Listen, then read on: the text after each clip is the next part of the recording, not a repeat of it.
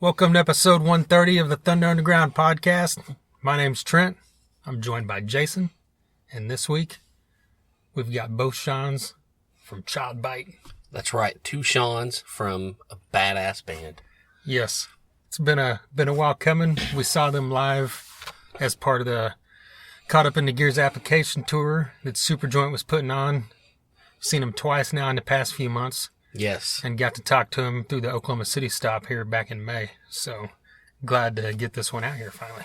Yeah. You know, we've had a busy May and June with the podcasts, and we kind of were stacked up a little bit, and we're glad to finally get this one out. This one to me is great. It's one of my favorite ones we've done. These guys were just super fucking everything.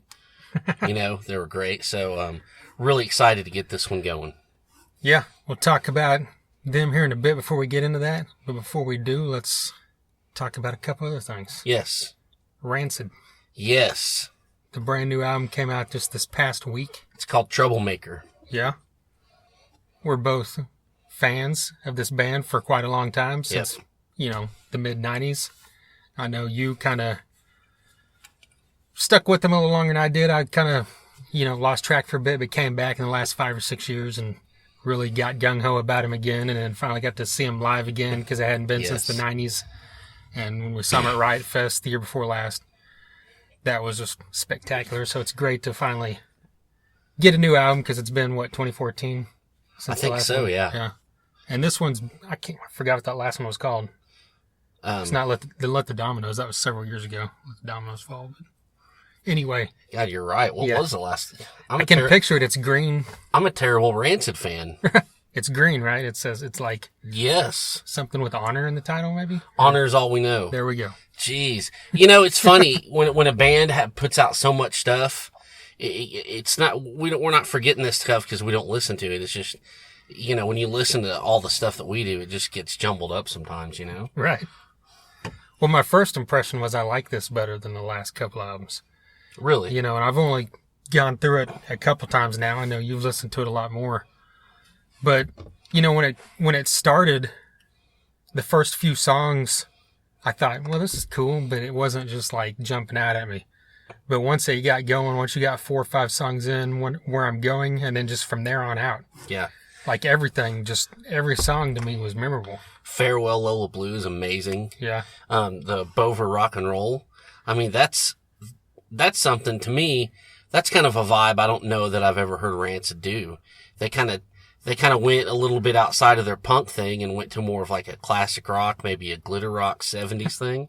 Like I was listening to the song and I thought, man, 1974 Kiss would be proud of this. Holy crap, that's what I was going to say. Well, sorry. Well, not 74, I was going to say it sounded like Kiss. Yeah, I mean, and I wondered if you thought that. And it was like, and not animalize, Hot in the Shade Kiss. Like, first couple of albums, just classic, feel-good rock and roll Kiss. And but, it didn't sound corny, or it didn't sound like it wasn't them.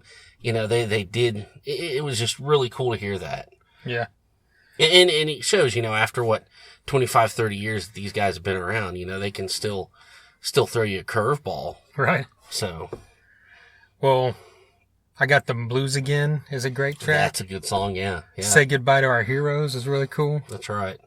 Our punk rock heroes. Yeah. I Kept a Promise.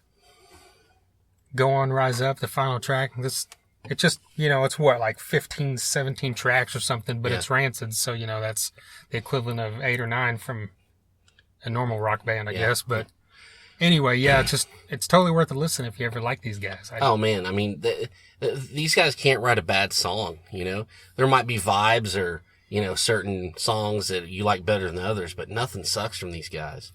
Yeah, and it's just, I've always loved his voice, how it just sounds... I don't know how to say this. It sounds dorky. It just sounds pure. Mm-hmm. It just sounds like punk rock should. Like exactly. To me, it doesn't sound like fake punk voice like Green Day or someone like that. It sounds real. It doesn't sound like a put on. That's the best way I can say it. And I just always loved it. And I love, obviously, we've talked about before, the Tim Time Bomb's, his solo stuff that's acoustic and just laid back. It's just amazing to listen to as well. Go check out Tim Timebomb. Just look it up. Yeah. You'll thank us later. Right. Hopefully these guys go on an extended tour. Every time they do, it's like, and it comes in this area of the country, I tend to miss it because something going on. But yeah.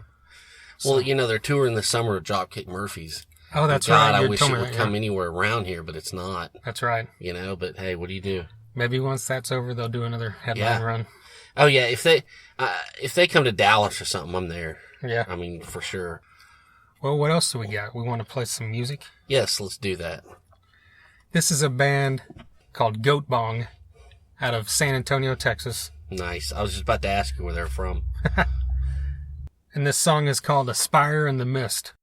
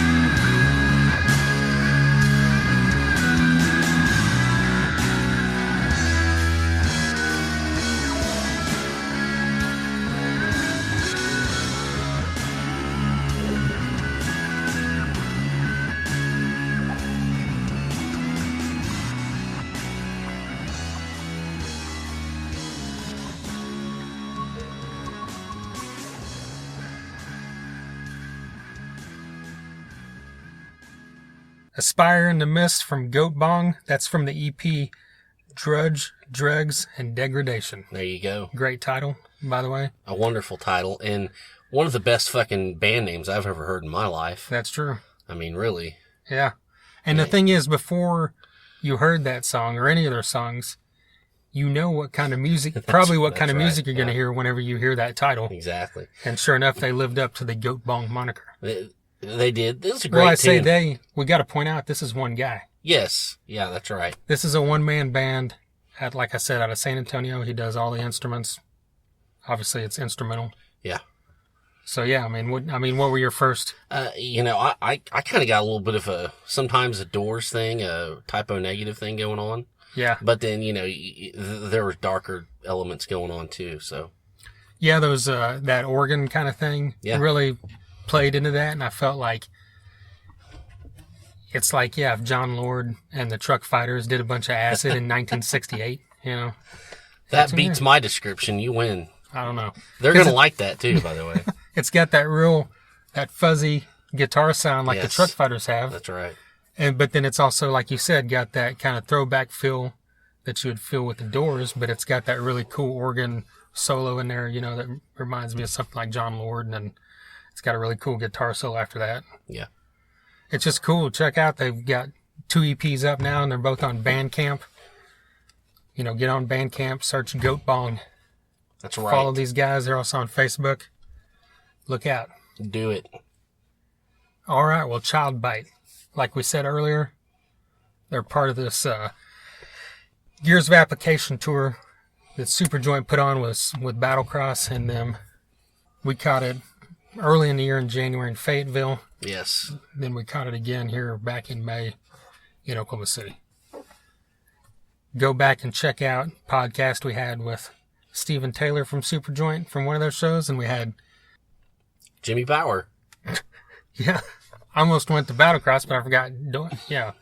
Jimmy fucking Bauer. That's right. From Superjoint, and of course, all the other work, that you and us love him from. And then, of course, we had Gumby from Battlecross as well. So go back, check all that out. But the point here is, Child Bite, if you do not know them, first thing you need to do is look these guys up. Yes. If you like metal and punk, kind of mix all that stuff together, and you get this somewhere in between everything band, which is Child Bite. Exactly. It's like, how would you describe this to someone? I don't know. I don't know. I hate using bands. I really just like, I think, and Shawn Knight kind of said it in this interview, is, for broad generalization, is they're kind of the punk band on a metal tour. Yeah. But they're not, it's just, they're not punk in the sense that people think punk, Yeah. They're just, but see, what I'm doing, I'm stammering right now, but maybe that's a good thing if it's hard to describe or hard to categorize, but you're still getting it done. That's pretty cool. Definitely. So, I mean, it's manic. It's kind of avant-garde, dissident kind of stuff, but at the same time, it slams and it's riffs and it's energy and it's passion, and this is a perfect band to see. I mean, you want to see all bands live. We know this, that's been said a million times, but you've got to see this band live to really get it. I mean, you just don't know what's going to happen. And it's manic in the best way. Yeah.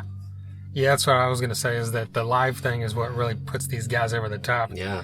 And you just really get a sense of what they're doing, what their music is about, and then, like you said, you don't know what to expect, and if you've never seen them, they're up there, tuning the guitars, making sure everything's good. Yeah. Little quick rolling sound check type thing, and then you think, you're looking down at your phone or something, and then in that split second, boom, this show just started, and Shawn Knight's like screaming his ass off in your face. Like, that's how quick it changes, and it's just really cool to see. Exactly. It was, their latest album is called Negative Noise. Go get it. It's amazing. I just really like, what these guys are doing. It's just, it'll make, if it'll make a Five Finger Death Punch fan scratch their head, that's a fucking great thing to me. And I mean, that's just something I'm on board with 110 fucking %. So, right. I mean, just check these guys out. And it was so cool to talk to them. So yeah, I mean, there you go. Well, yeah, one of the things we talked about was like how cool the mix of these three bands was on this tour. And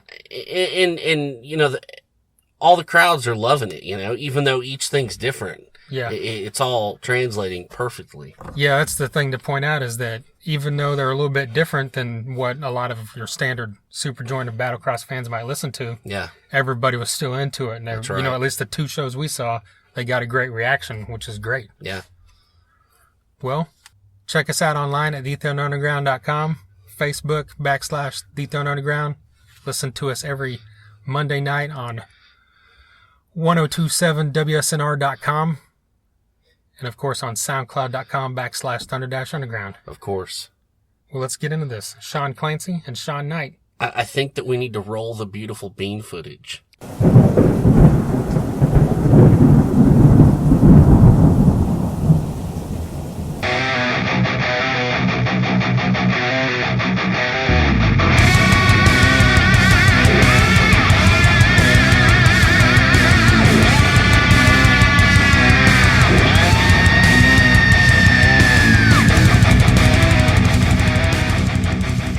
And you never know, yeah. Like on this tour, we play places that are like, whatever, way smaller than this, or some places are at least the same size, or whatever. And whatever. Sometimes there's a bunch of people, sometimes there's not. It's different everywhere you go, you know.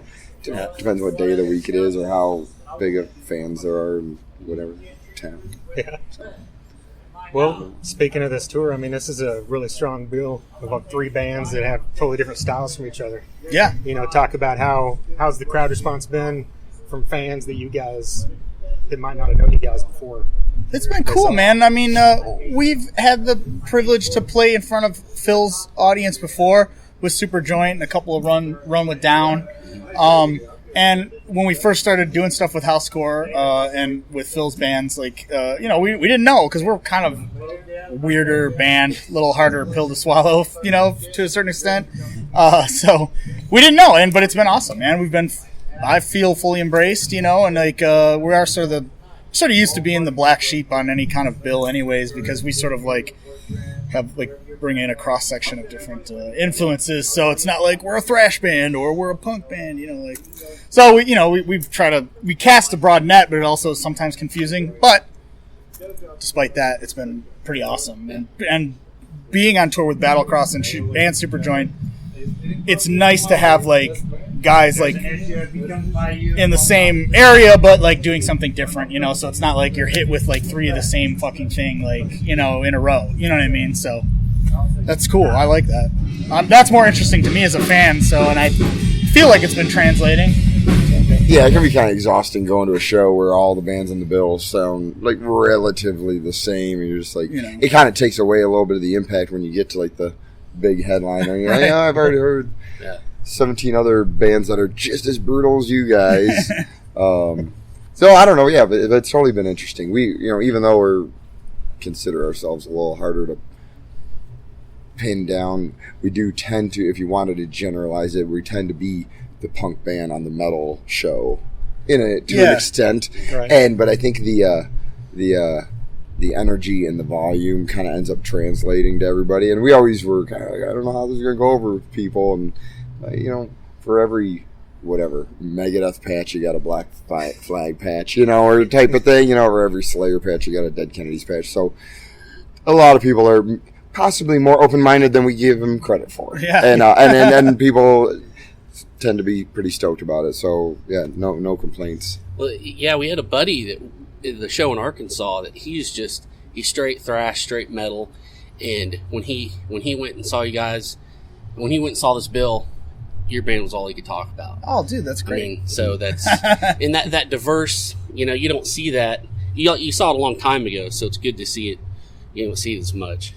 Sure. Yeah. That's awesome. That's good to We hear. just need more of that guy. Yeah. We need more of your buddy, man. He needs to start breeding.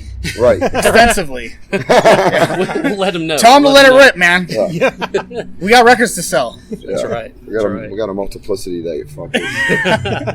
That was a cool documentary. Yeah. Speaking of housecore, did you guys like submit to them, or did they discover you somehow? Or? It's a weird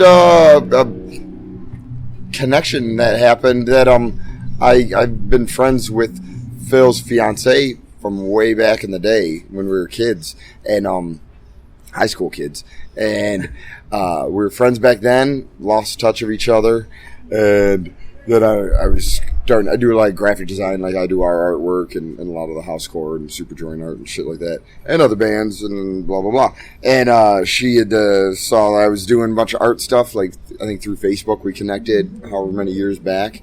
She's like, "Oh, I should get you to do some stuff for Phil." And I was like, "All right." And we did like Arson Anthem poster and did some like Phil and the Illegals artwork, and so basically that ball was already kind of rolling, but I was like, I don't know if he'd be into this. Again, like I underestimated the breadth of his interests music wise, and was kind of like, I don't know if he'd even be into what we're doing. But then I'll make this quick. We were joking around one day on tour about the band AC, or is it okay to say anal cunt on this radio show? Yeah. And we saw somebody with an AC patch, and I grew up listening to that stuff, and we were just kind of joking about, it'd be funny to make a CB version of that logo or whatever. And then we tend to take our terrible jokes to the furthest extent. And we're like, oh, what if we make a real project out of this and learn some songs and cover it and put it out, blah, blah, blah. Long story short, we did that, but we were like, well, who should we get to be our guest vocalist on this thing, since it's not totally my vocal style. And I'm remembering that Phil used to do a bunch of stuff with Anal Cunt back in the 90s and vice versa. They have their singer on Pantera record, and he'd be on their record doing backup vocals around the mid-90s.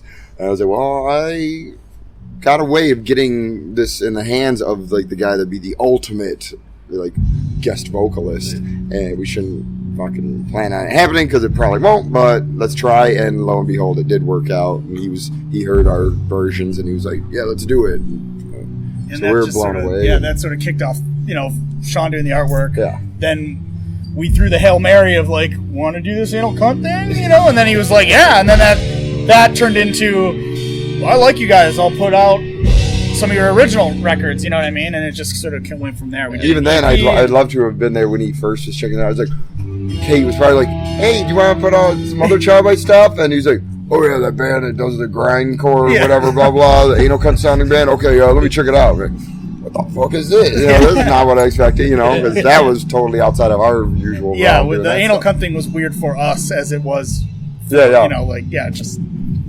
just a weird thing that we were just like, let's just do it. An anomaly. Yes. And but he ended up being really into it and like digging the aspects of the Black Flagisms and whatnot that he found in our music. Spoke to him on that level, and like you said, like you don't see a lot of bands doing that kind of stuff nowadays, anyways.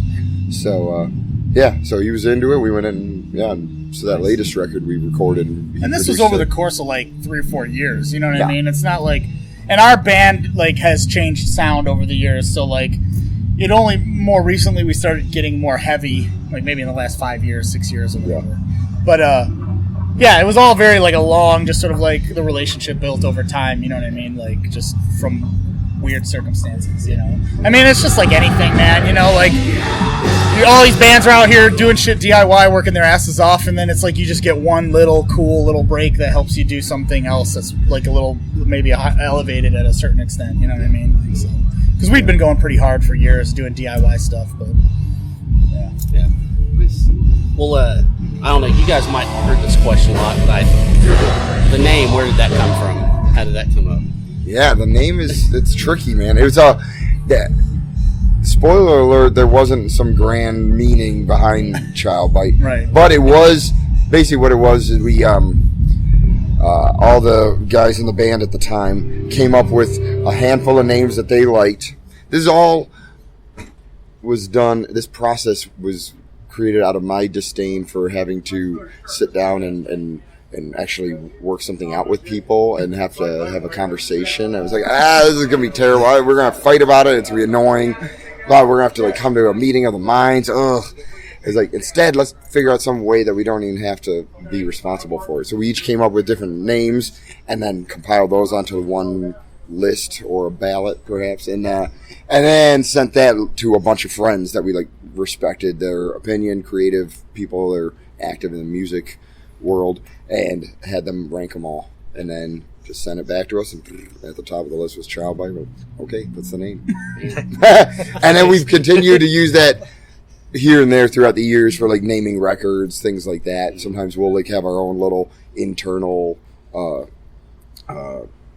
ranking. Little vote, and everybody in the band, they're picking different album names and just figure stuff out. So it's not a bad way to come up with a answer for a difficult question when you it's like every name's been taken now. There's so it's tough. Naming a band is potentially the worst part of being in a band. Yeah, it's bad. It's not fun. Yeah, no. I wasn't there for the process. I came in about a year after the band was already formed, so I was like, and I liked the band name, so I was like, everything was easy for me. Yeah, just get to walk into a band called Child Bite. It felt good. I was in. Yeah, and I think everybody's still happy with it, so it works. Yeah. It still works, even though the band has changed. But so I guess we're lucky. Could have gone bad, but yeah, it's terrible. Anytime you're coming up with a band, anybody out there that's been starting a band, everything sounds stupid. It just like it is, because there's so much pressure on it, and it's a new thing. Right. And then you think of like other bands, like again, I'll bring up the band that I name dropped earlier, Metallica.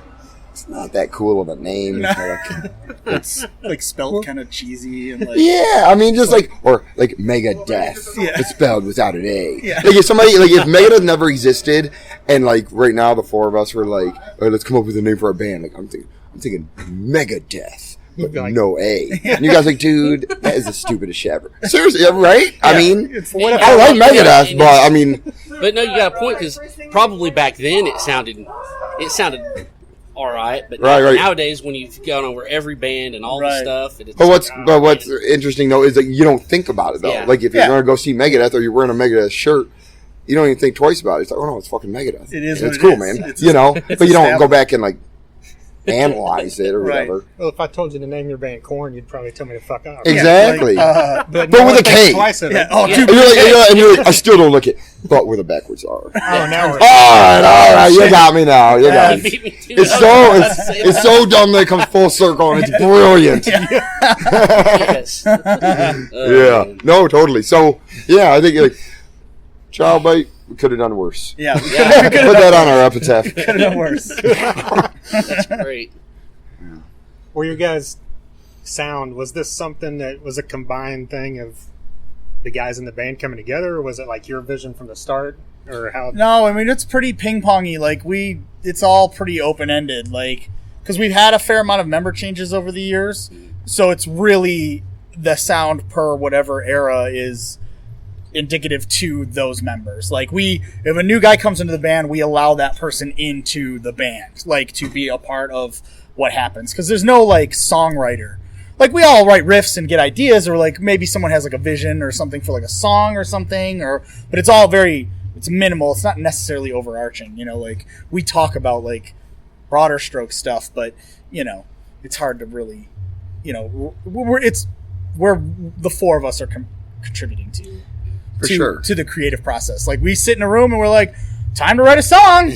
And we look at each other like assholes awkwardly for like 40 minutes until we say, oh, maybe this was cool. And then it kind of like, then you get, it starts to work out. What I mean? It's not like an easy process. Not like some guy comes in and goes, here's the fucking bass part. Here's the vocal. The song's done. The structure's, blah, blah, blah. Learn this, learn that. It's very much collaborative and we're all into lots of different types of music.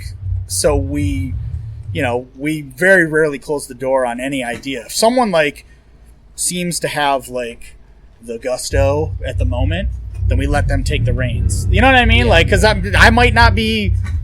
might be fucking angry today and have diarrhea. And I'm like, well, let's, I don't have any ideas. So, someone else will grab the wheel and like kind of steer the ship. You know what I mean? Yeah. And it's cool. It's awesome. But it takes some time to like, okay, what is child bite? You know what I mean? Like, you know, to be goofy about it, you know, but to an extent there's some truth there. Like what, you know, like we'll jam on something and be like, yeah, it's cool, but like, you know, is this child bite? And then eventually something happens. Someone tweaks the guitar, someone does this, and then it's like, oh, this is where we were trying to get to. Yeah. This is that new area, you know, and it's not necessarily something that someone already has in their head. We got to find it. You know what I mean? Which is cool. I mean, I like being in a band like that, you know, but it is a lot of hard work, like, you know what I mean? Because you got to communicate. You got to, yeah.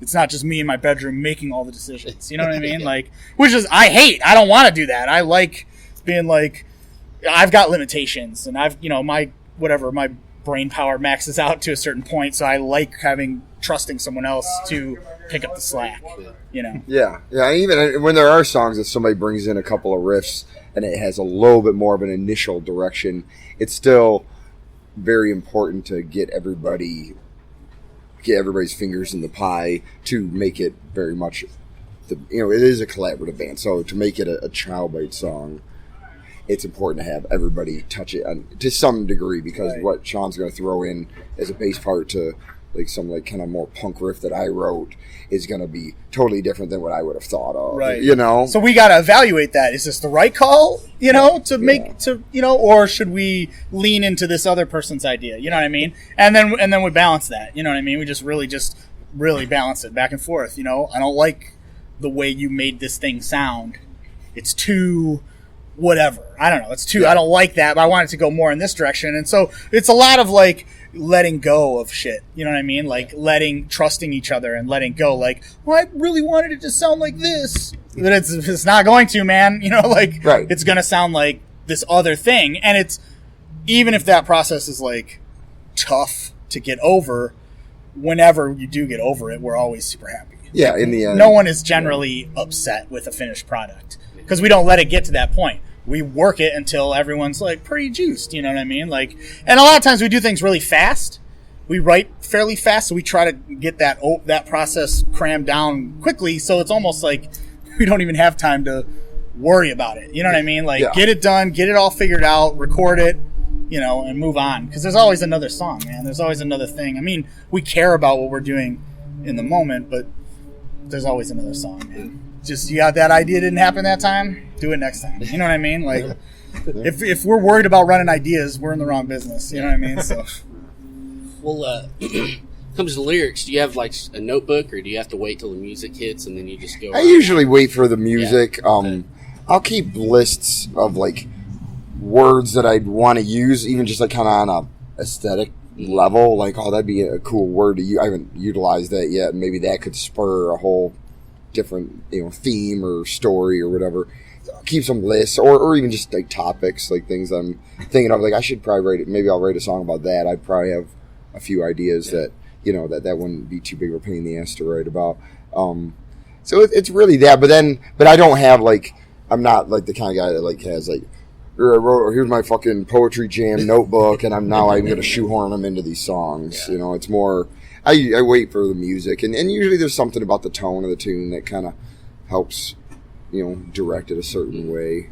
So, yeah, and I think another technique it's kind of happens is a lot of times once we have the songs demoed and starting to go, if I'm getting ideas for vocal, even just patterns, and just start yelling out fucking gibberish, just like, because I'm thinking, oh, this is probably how the verses are going to go. I don't know the words yet. Sometimes I would do that, and I mean, it definitely helps for structuring it when I'm writing it out, or here's how long the lines have to be, or how many syllables, or whatever. But sometimes there's like, it kind of sounds like I'm saying that, some phrase there, or some word there, and I'm like, maybe I'm just going to let the universe direct me that way, and it's not that I'll come up with necessarily not that it doesn't end up making sense, but I'll just let it influence. I think just kind of being open to influence and letting the creative process take you on some weird, wild journey, and just kind of seeing how you get there. Yeah. Well, I know Negative Noise was just last year, but are you guys already looking towards the next album, or is that down the line? We're looking towards it. We're trying to plan a sort of what's the right word? An adventurous. We want to do a large series of split 7-inches. That's like, oh, that's cool. Like we try to do it with a bunch of cool bands that we're friends with, and write a bunch of songs over the course of like a year. Get these 7-inches out. With the idea that maybe we'll cherry pick some of those and re-record them or whatever for like a full length, so it's really right now. It's like we've been touring so much, and we still have some more touring to do the rest of this year. Going to Europe in the end of July, doing another Super Joint tour on the East Coast in late September, October. So we still have we don't have a lot of time, and we don't necessarily all live in the same city. So when we do get together and practice, it has to be like a marathon session for like a weekend, and make it count. Yeah. And we're not really like one of those demo bands, shoot you this riff kind of a little bit, but we like to get in the room to make something happen. So we have to plan ahead for that shit because people live out of town. Drummer Jeff lives a couple hours away, and that being said, the plan is to do a lot of writing for these idea of these 7-inches and the idea of the next record. We just recorded 2 songs. They were the first 2 songs that we've written since Negative Noise, and they'll be put out on a split one-sided 12-inch with some friends of ours from Minneapolis called Stunning. Okay. STNNNG is the name of the band, and they're really great, and we've been friends with them for like friggin' 10 years. So it's gonna be cool to actually share some vinyl with them on a release. So we have 2 songs for that are pretty cool. We're getting those mixed right now. We should hopefully have that out by mid to late summer. But in the interim, these 7-inches probably won't start popping off until late next year, late this year, early next year, I would imagine. Yeah, I'm just with vinyl, the way schedules are, So that might be our big epic sort of thing next year, is to try to get one of these 7-inches to come out, not necessarily monthly, but maybe like every 2 months or something. Whatever we need. It's a huge logistical problem. We got to talk to all these bands, and we got to, where's the money coming from, and how are we going to make it work? And so, was it a plan to put them out like online, or is this just like a merch thing? It'll be like available online. Yeah, okay, I mean, so you can buy them. Not just like but they will be limited numbers. But they're going to have like elaborate packaging. Like Shawn said, he's an illustrator, so he does all of our artwork. But then I'm a screen printer, so we're going to like screen print some of the artwork, and it might. I don't know. It's a little ambitious. We'll see if we can make it happen. We want to do like a lot of these. Like 8 to 12 of them. I don't know. However many we can do, but it might. Depending on how people's schedules work out, it might be less than that. Yeah. I don't know if it's going to be like an ongoing thing, or we'll put a cap on it or something. There's some little details to work out, but we've already started talking to some friends of ours who are on board, so we're excited about trying to get that to happen. But like I said, it's logistically it's a hard ball to get rolling. So, but it's exciting to have work on all these songs and kind of put them out in these little short bursts. Like have 1 or 2 songs on these 7-inches. Yeah. And then doing some splits with like some buddies is always fun. So, yeah, definitely. Well, final question: you guys have any good stories from Barbecue? From Barbecue. Oh, Barbecue. Yeah. Barbecue was insane. Because we drove, our load-in was at 8 a.m. Oh, damn. And we were on tour down, doors are at like 10. Yeah, doors are at 10. Yeah. The first band's on at like 10:30, 11. Because it's over by like 9. It's just a day thing. It's done. Yeah, I think the headliner goes on at like 7:30 maybe. Yeah. So, yeah, it's and we were on tour down at the time, so we had played somewhere up. I don't remember if it was New York State or somewhere. Jersey Shore? Maybe it was Jersey. I don't know. It's somewhere like 6 hours away. Yeah. So, by the time you're getting out of the bar at 2 a.m. from the previous show, 6-hour drive, that's 8 a.m., We were like, just drove through the night and just get there. And like whoever drank coffee was looking for coffee. And some people were taking naps while, after we got everything loaded in. It was, it was pretty crazy. I remember feeling really out of it, and and the vendors weren't all open, but they did have a vendor that was selling smoothies or smelling soothies. And so I was like, oh, that sounds good. That'll be like some nutrition for me and maybe whatever. Like, I don't know, that's probably what I need right now. And I got this thing, it's this giant smoothie, and it was like super, like fruit thing, super sweet and whatever. And it's also, whatever, it was like August, so it was like super hot, sun beating down. Easy. And we're going on at like 11, between 11 and 11:30. Yeah, we weren't the first band, but we were like the second or third band. I think we were the third band on our stage, but it was still pretty early. And I remember that like, the sun hit me and the lack of sleep, and like 5 minutes before we went on, I was like, I'm either gonna puke now or while we're playing. I'm trying to decide would it be. I mean, this is Guar. Maybe it'd be kind of cool to have some fireworks. People remember you. I know. Some mouth fireworks. Yeah, but I made the call to not do that, so I ran over to a porta potty and took care of that. Like, and then it was time to go on. All right, here we go. Like, yeah. And then playing. I don't know. Other than it being like a crazy outdoor show and being really hot, and we push ourselves pretty hard when we're playing anyways, and we don't want to like necessarily tone it down, even though the environment is telling us we should. The only other than it being like that kind of crazy one, we're seeing photos of us and we're all like beat red from like blood pumping and sweating, all that stuff. The only other thing was that I went the year before. My wife and I went down there just to attend it, and I remember we played in sort of like this kind of. It was like a little like gazebo patio kind of thing. Pavilion. That's the word I was going for. Like it would have like for barbecue, you have like picnic tables or whatever. But so it was like this.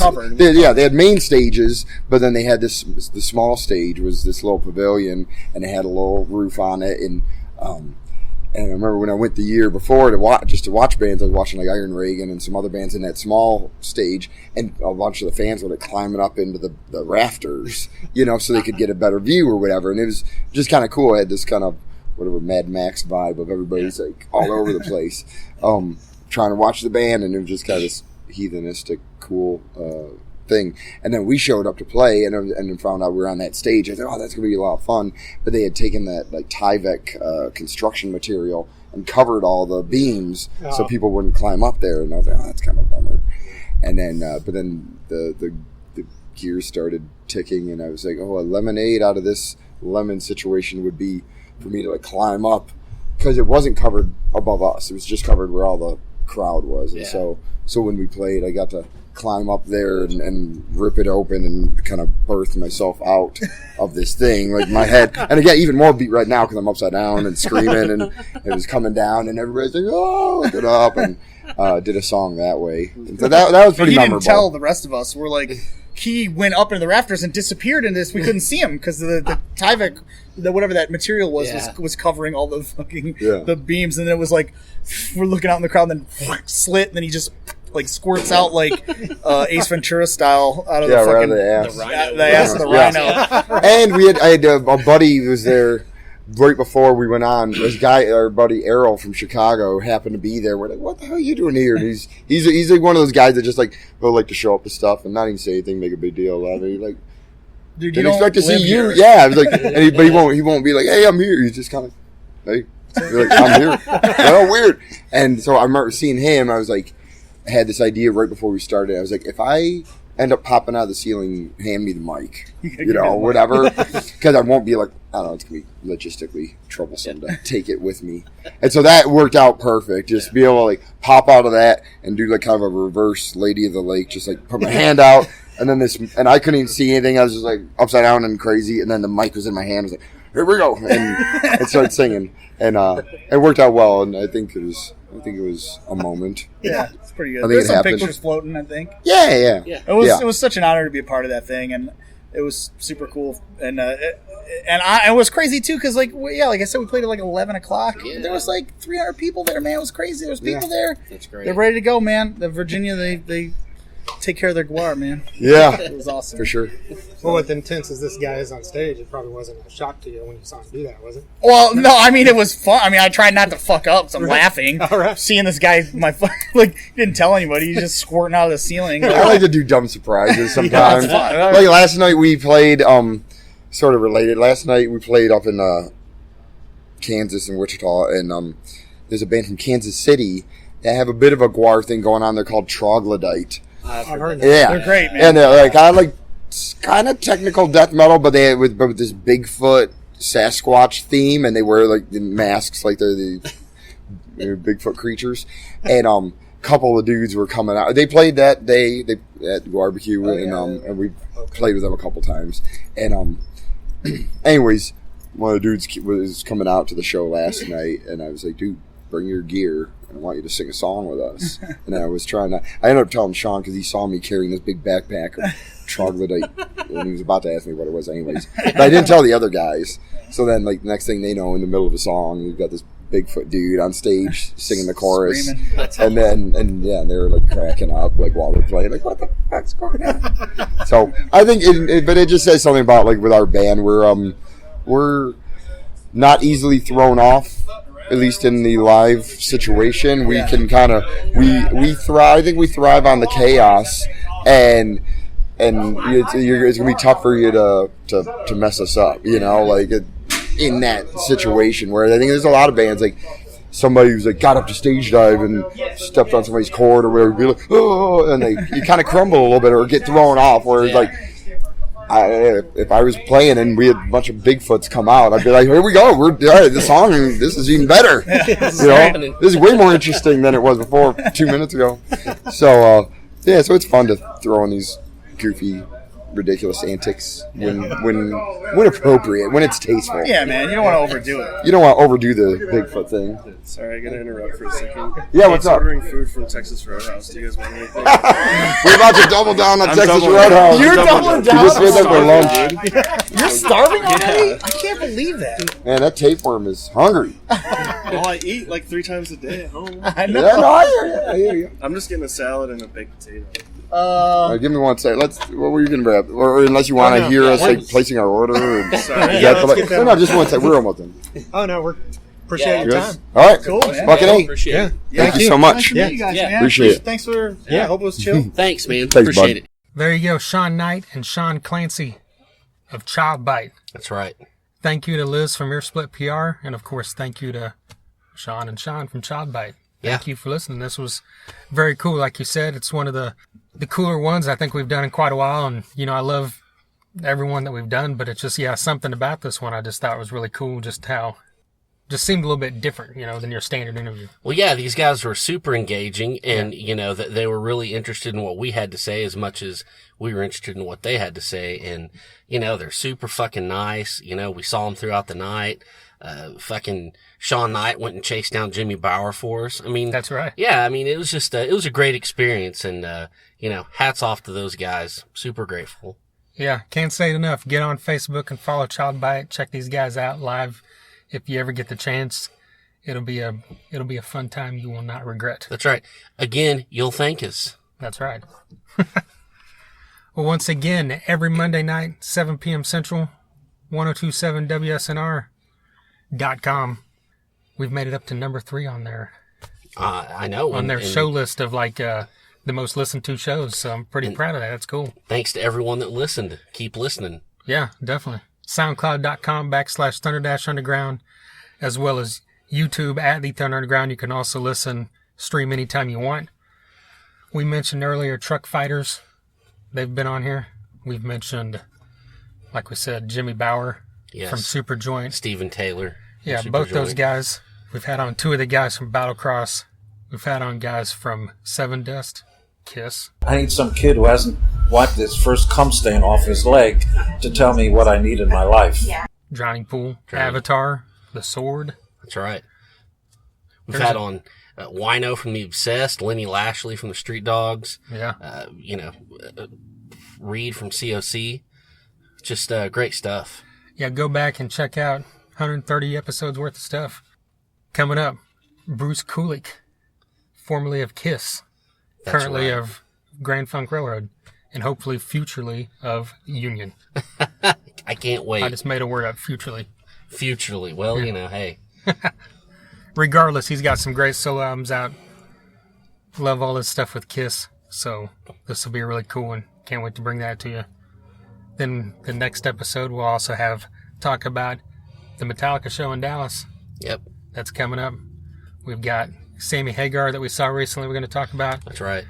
And then sometime soon, you'll hear about our Iron Maiden trip as well. And the Reliance Code CD release party. Hell yes. All some great stuff coming. We appreciate you listening. Until next time. You're starving already? I can't believe that. Man, that tapeworm is hungry. All I eat like 3 times a day at home. I know. Yeah, no, I hear you. Thunder Underground, y'all.